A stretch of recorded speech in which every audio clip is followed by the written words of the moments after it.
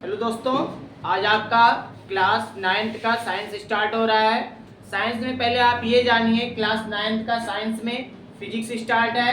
Physics को हिंदी में कहते हैं भौतिक विज्ञान। आपको 8 के बाद 9th में साइंस में 3 सब्जेक्ट अलग अलग पढ़ने पड़ते हैं। केमिस्ट्री अलग पढ़ना पड़ेगा, जिसे हिंदी में कहते हैं रसायन विज्ञान।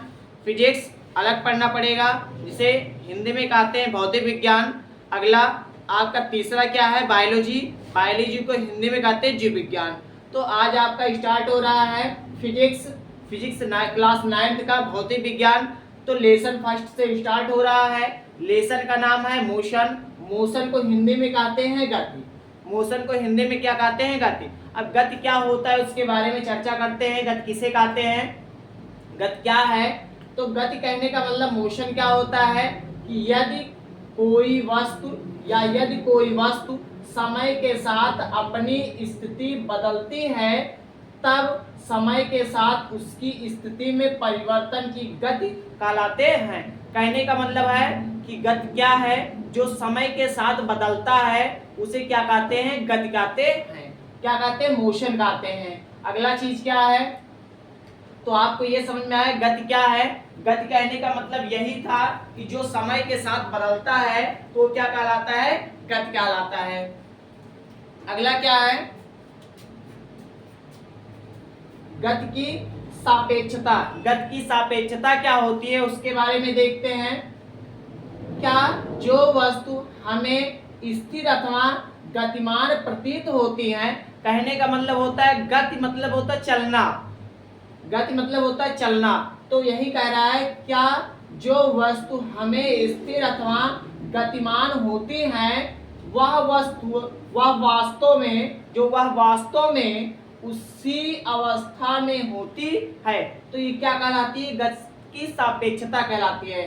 तो इसका यही मतलब है कि जो गतिमान हो, जो चल रही हो और वह वास्तव में उसी अवस्था में चल रही हो, तो क्या कहलाती है, गति की सापेक्षता कहलाती है। जैसे इसमें कुछ उदाहरण है, देखते हैं। मोस्ट इंपॉर्टेंट उदाहरण है। क्या है उदाहरण, यदि किसी पिंड को संदर्भ के रूप में, यहाँ है, यदि किसी पिंड को संदर्भ के रूप में स्थिर मान लिया जाए तो उस पिंड के सापेक्ष स्थान परिवर्तन न करने वाली वस्तुएं स्थिर कही जाती है। कहने का मतलब है जहां वह पिंड रुका है उसी जगह वह रुका है। पिंड का मतलब कोई वस्तु ले लीजिए, अगर आपकी बुक है वहां रुकी हुई है तो वह गतिमान नहीं है, वह स्थिर है। अगर वह बुक, कहने का मतलब मान लीजिए आपका एक डॉग है, कुत्ता है, वह अभी रुका हुआ बैठा हुआ है तो वह स्थिर है। अगर वह दौड़ने लगेगा तो वह गतिमान हो जाएगा। या दूसरी एग्जांपल देखिए, अगर आप गाड़ी खड़ी है, अगर आप उस पर बैठेंगे फिर चलाएंगे तो वो गतिमान हो जाएगा, चलने लगेगा। वही चीज बताया जा रहा है कि यदि कोई पिंड है वह स्थिर मान, मतलब संदर्भ के रूप में स्थिर मान लिया जाए तो पिंड के सापेक्ष जो स्थान परिवर्तन ना करने वाली होगी वही क्या कहलाएगी, गति की सापेक्षता कहलाती है। दूसरी चीज, अगर देखा जाए कि सामान्य जीवन में हम पृथ्वी को स्थिर मान लेते हैं।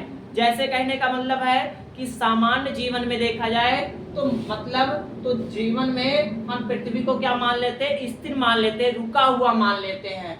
ये आपका टोटल 2 पॉइंट थे, मोस्ट इंपॉर्टेंट है।